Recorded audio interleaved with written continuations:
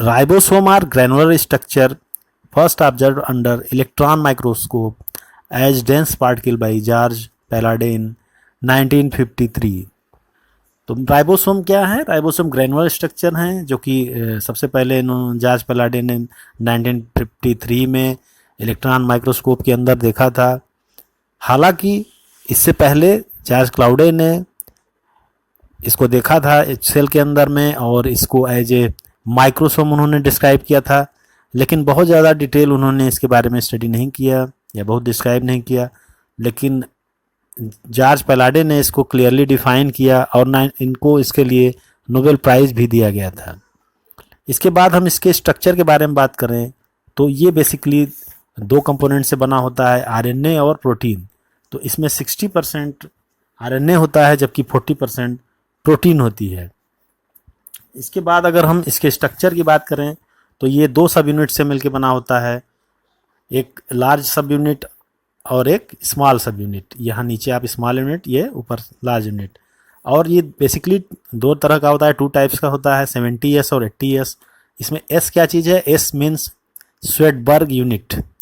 तो Svedberg unit क्या चीज़ define करती है, एक्सप्लेन करती है? स्वेटबर्ग यूनिट मीन्स ये सेडिमेंटेशन कोफिशिएंट, यानी कोई चीज़ कितना सेडिमेंट हो सकता है सेंट्रीफ्यूज करने पे, उसके बेसिस पे इसको हम लोग सेडिमेंटेशन कोफिशिएंट बोलते हैं। और ये डिपेंड करता है density and size of particle.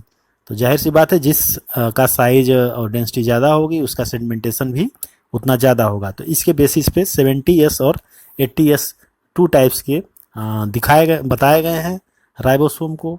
हम अगर उनका डिटेल देखें तो इस फिगर में हम देख रहे हैं यहाँ पे जो ये आपका 70S राइबोसोम है वो 2 सब यूनिट से मिलकर बना है, 50 एंड 30। ठीक है, जो इसमें अपर सब यूनिट और लोअर सब यूनिट। इसी तरह जो 80S राइबोसोम है वो 60 एंड 40 2 सब यूनिट से मिलकर बना है। तो 70S found in prokaryote and 80S ribosome is found in eukaryote. तो इस तरह से हमने इसका स्ट्रक्चर देखा। अगर हम इसके थोड़ा और डिटेल स्ट्रक्चर में जाएं तो हम ये देखते हैं कि जो इसके 2 सब यूनिट होते हैं वो अगर हम उनका पार्ट देखें तो वो इस तरह से होते हैं। यहाँ पे आप देख रहे हैं क्लियर, ये स्मॉलर यूनिट है, ये लार्जर यूनिट है, और ये इस तरह से दोनों ऐड हो जाते हैं। तो इनका फंक्शन क्या है? राइबोसोम बेसिकली प्रोटीन सिंथेसिस के लिए इम्पॉर्टेंट होते हैं, प्रोटीन सिंथेसिस करते हैं। इनके जो दोनों ये सब यूनिट हैं 50 एंड 30, ये इनके बीच का जो स्पेस होता है, यहाँ पे इनके बीच में जो ये स्पेस है, ठीक है, यहाँ पे इनके बीच का जो स्पेस होता है ये एज ए प्लेटफॉर्म की तरह काम करता है प्रोटीन सिंथेसिस के टाइम में।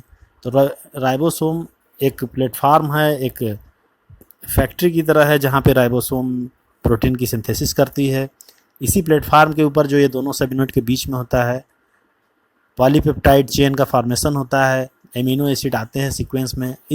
इसका डिटेल प्रोसीजर हम नेक्स्ट क्लास में पढ़ेंगे कि कैसे राइबोसोम के ऊपर प्रोटीन की सिंथेसिस होती है।